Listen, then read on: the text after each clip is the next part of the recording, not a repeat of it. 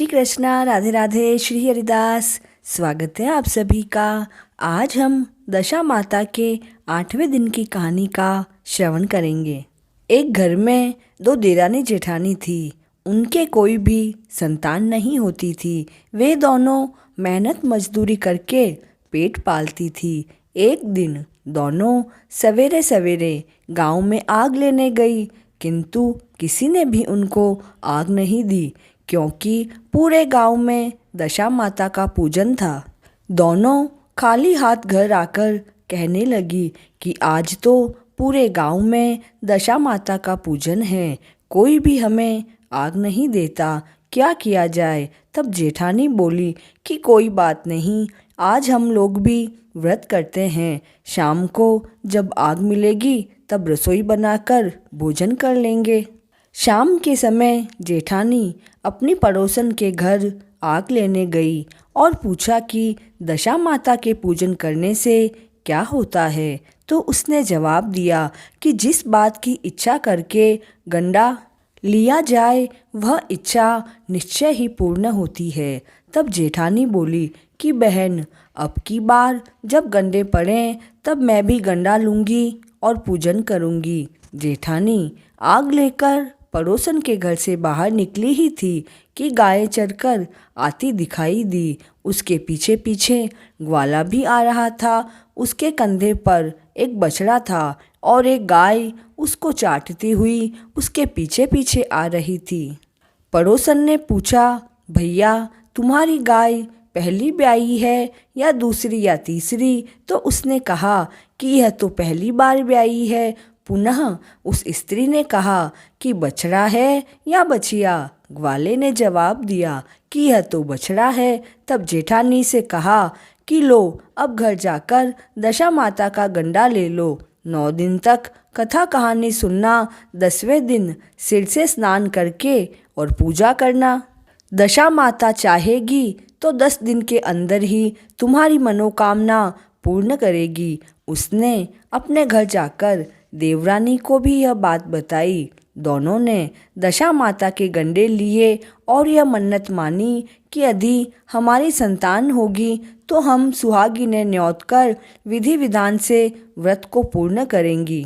दशा माता के आशीर्वाद से देवरानी जेठानी दोनों गर्भवती हो गई। 9 महीने 9 दिन के बाद दोनों ही के गर्भ से 2 सुंदर बालक जन्मे। देवरानी ने कहा कि लड़के होने पर जो सुहागिन न्योतने की मनौती मानी थी उनको न्योत देना चाहिए। तब जेठानी ने कहा कि अभी ऐसी क्या जल्दी है, जब लड़के बड़े होंगे उनकी सगाई होगी उसी दिन हम सुहागिनों को न्योत देंगे। लड़के बड़े हो गए, उनका सगाई संबंध भी पक्का हो गया, फिर भी जेठानी ने सुहागिनें नहीं न्योती। उसने कहा कि जिस दिन लड़कों की शादी होगी उसी दिन सुहागिनें न्योत कर उत्सव के साथ पूजा की जाएगी। तब देवरानी बोली कि बहन, तुम चाहो जब करना, किंतु मैं तो मंडप के दिन ही सुहागिनें न्योतूंगी। देवरानी ने जैसा कहा था वैसा ही किया। उसने मंडप के दिन सुहागिनें न्योत दी, किंतु जेठानी ने कोई परवाह नहीं की और बारात को सजाकर दोनों दूल्हे शादी के लिए चले। जिस लड़के की माँ ने मंडप के दिन सुहागिनों को न्योता था उसका तो विवाह बड़ी धूमधाम से पूरा हो गया, किंतु जिसकी माता ने सुहागिनें नहीं न्योती उसको ठीक फेरों के समय दशा माता बीच मंडप से हर कर ले गई। दूल्हे को एकदम गायब होते देखकर वर और कन्या दोनों पक्षों में हाहाकार मच गया। लड़की की माँ बड़े संकट में पड़ गई कि अब यह अधिब्याही लड़की मैं किसके साथ इसकी शादी करूँगी। पास पड़ोस की चतुर स्त्रियों ने लड़की की माँ को समझाया और ब्याह का जो सीधा सामान बचा था उसे उसी लड़की के हवाले कर दिया। वह लड़की मंगते भिखारियों को सदा व्रत देने लगी। एक दिन एक साधु तीर्थ यात्रा करता हुआ उसी गांव की ओर आया। गांव से बहुत दूर घने जंगल में एक बड़ा पीपल का पेड़ था। लोग उस पेड़ को पारस पीपल कहते थे। उसी पेड़ में दशा माता का निवास था। साधु चलता चलता शाम को उसी पेड़ के नीचे ठहर गया। वहाँ अंधेरा हो गया।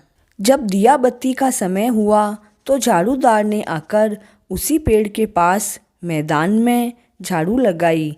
फिर भिश्ती ने आकर जमीन छिड़की और माली ने आकर फूल बिखेर दिए। तब अनेक देवता अनेक प्रकार की पोशाकें पहने हुए आकर अपने अपने स्थानों पर बैठने लगे। सबसे पीछे स्वर्ग से राजा इंद्र का सिंहासन उतरा।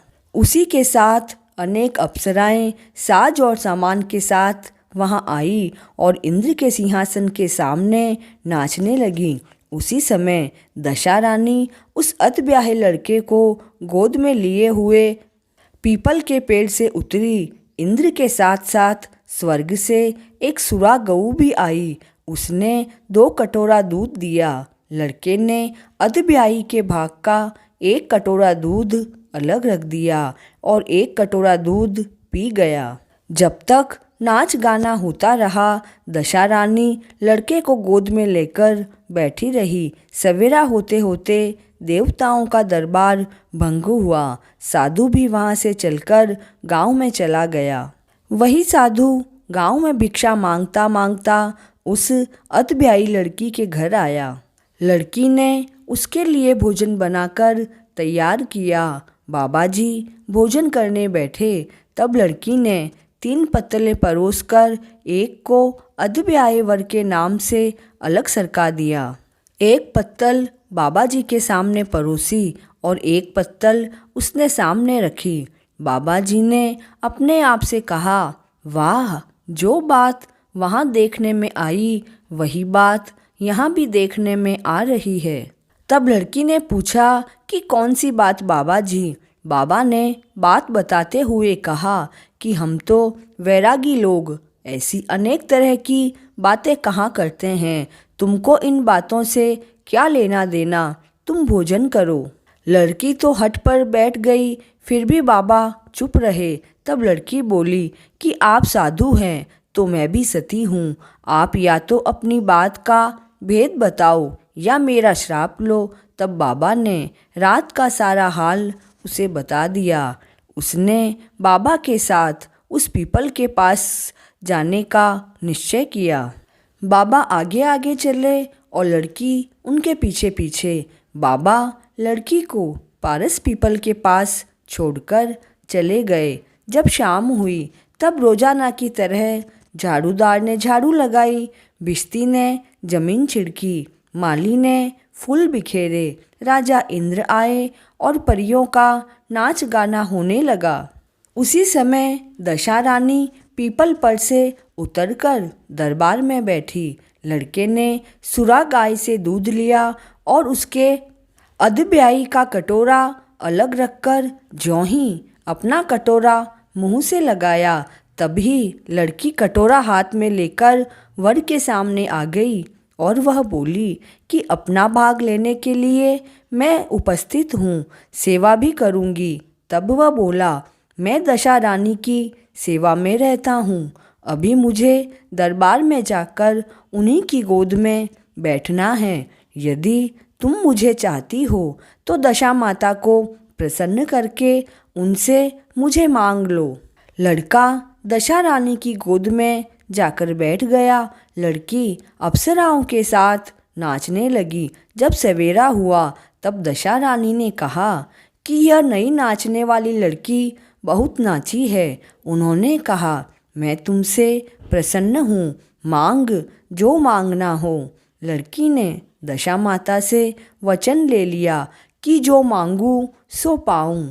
तब उसने दौड़कर अपने पति को पकड़ लिया और कहा कि मुझे तो यही चाहिए। दशा रानी ने कहा, तूने मांगा तो बहुत, परंतु मैं वचन दे चुकी हूँ, इस कारण तेरा वर तुझे देती हूँ। राजा इंद्र ने दशा माता से पूछा कि भगवती, यह सब क्या भेद है, मुझे भी बताओ। तब दशा रानी बोली कि यह लड़का मेरे ही वरदान से पैदा हुआ था। इसकी माता ने मनौती मानी थी कि जब लड़का होगा तब सुहागिनों को न्योता दूंगी, परंतु उसने आज तक अपना वचन पूरा नहीं किया।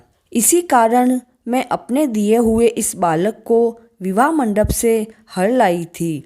यह इसकी अधब्याही औरत है, परंतु यह बड़ी पतिव्रता है। इसी कारण यह देव समाज में पहुंचकर मुझसे अपना पति छीन कर ले जा रही है।